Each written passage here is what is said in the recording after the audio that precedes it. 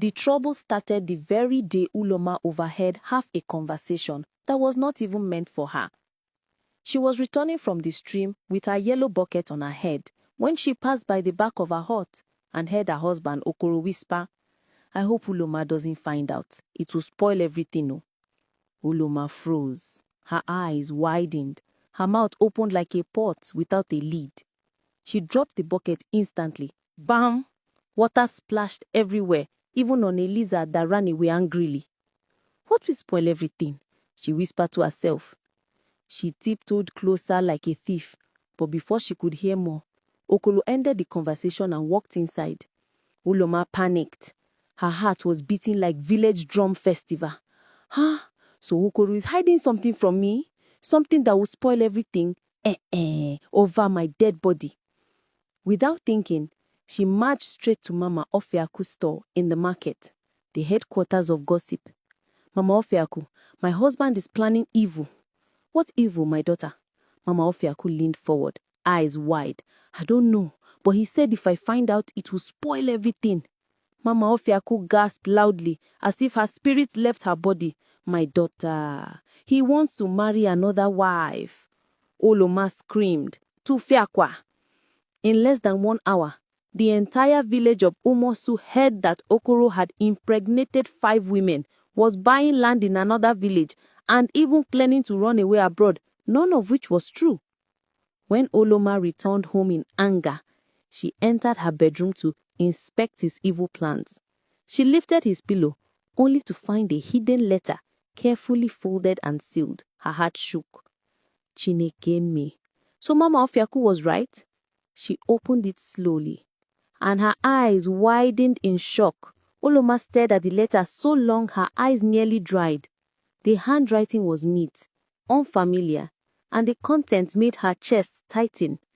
It read, "Dear Okoro, I will arrive in Umosu in 3 days. Please keep everything secret until I come. I trust you." No signature, no explanation, just confusion. Uloma's mouth shook. Her mind raced.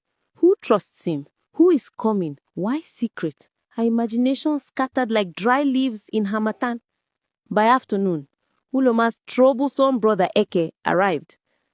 "Sister, I heard Okoro is hiding a whole human being inside this house. Is it true?" Uloma almost fainted. "Who told you?" "The village," Eke shouted proudly. Before she could answer, the entire compound suddenly became quiet. People turned toward the main road. A tall, handsome, well-dressed stranger walked in, pulling a big brown box behind him. He wore dark shades and carried himself like a man with purpose. The village women froze. The men whispered. Children followed him like stubborn goats. He stopped in front of Uloma's hut. "Good afternoon," he said calmly. "I am looking for Okoro." Uloma's heart dropped to her knees. Eke gasped. This must be the person from the letter. Mama Ofeaku, who appeared from nowhere like a ghost, whispered loudly, "Uloma, this man looks like someone who came to collect bride price, though." The stranger smiled politely. "My name is Ogbona. Is Okoro at home?" Uloma and Eke exchanged glances full of fear and confusion. Before she could answer, Ogbona leaned closer and said quietly, "Uloma, I actually came because of you. I need to speak to you, privately." Oloma's mouth opened. Eke choked. The villagers froze. And before Uloma could take a single breath, Ogbona opened his box and something inside moved. The moment the box shook, villagers scattered like rats. Even Mama Ofeaku, who loved gossip more than life, jumped over a bench and ran. Only Uloma, Eke, and the stranger remained. Ogbona calmly bent down. "Don't worry, it won't harm you." "What is inside?" Uloma shouted, hiding behind Eke. "Something very important," he said. "Something your husband asked me to bring." Uloma nearly collapsed. "My husband asked you? This is betrayal." Ogbono sighed. "Please, let's talk privately." Inside the hut, Uloma sat on the bed shaking. Ogbono looked around and spoke gently. "Uloma, the letter you found, it was for something special." "Special?" Uloma's voice trembled. "Is he planning to marry another wife?" Ogbono laughed. No, nothing like that. Then what? She pressed. Ogbono breathed deeply. Okono made a promise years ago. A promise that concerns you. Oloma blinked. Me? Before Ogbono could explain further, Nwaka Ego barged in without knocking. Oloma, I heard your husband imported a secret child from another village. Oloma screamed. Jesus! Ogbono shook his head. Please calm down. Let me explain. But before he could finish, they heard Okoro's voice outside, whispering urgently to someone. The three of them rushed to peek through the window. There was Okoro, talking in low tones with a small girl holding a cloth bag. Oloma gasped. Ah, he has brought the secret child already. Ogbono rubbed his forehead. This is not what you think. But Oloma didn't listen. Her chest was burning. Her eyes were wet. Ogbono, tell me the truth, she cried. The next morning, the whole of Umosu was on fire with rumors. Children ran around shouting, Oloma's husband has 2 wives. Women gathered at the market, forming small circles.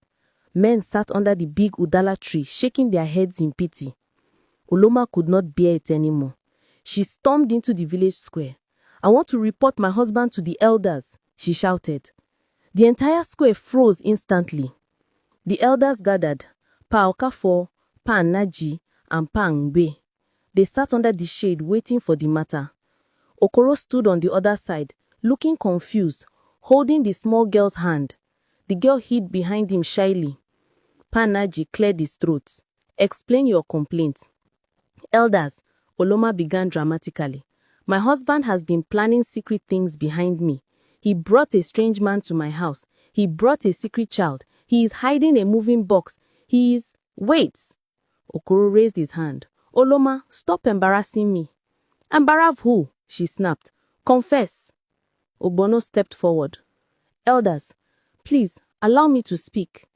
But before he could talk, Eke jumped in front of him. Elders, I saw the box with my 2 eyes. Something shook inside. It may be a charm.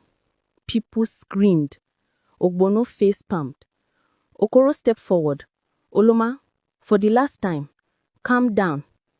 But Oloma was already crying loudly. So the small girl is also not your secret daughter?